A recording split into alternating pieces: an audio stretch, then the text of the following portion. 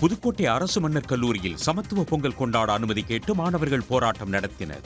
கல்லூரி நுழைவு வாயில் முன்பு இந்திய மாணவர் சங்கத்தினருடன் சேர்ந்து 300க்கும் மேற்பட்ட மாணவர்கள் அமர்ந்து போராட்டத்தில் ஈடுபட்டதால் பரபரப்பு நிலவியது.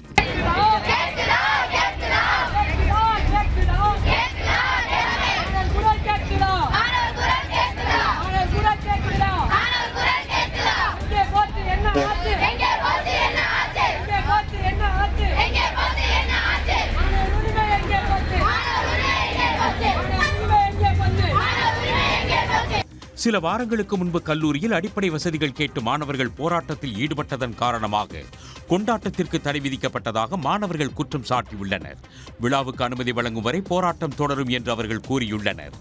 சமத்துவ பொங்கல்ங்கிறது எல்லாருக்கும் ரொம்ப முக்கியமான ஒன்று. தமிழர் திருநாள் கொண்டாடுற மாதிரி இருக்கும். இதை ஏன் இந்த மாதிரி பண்ணாங்கன்னு தெரியல. இந்த வாட்டி நடத்தணும் அப்படின்றதுக்காக நாங்கள் உட்காந்துருக்கோம். பர்மிஷன் கொடுக்கலாம். நாளைக்கு நாங்களே இங்கே சமத்துவ பொங்கல் கொண்டாடுவோம்.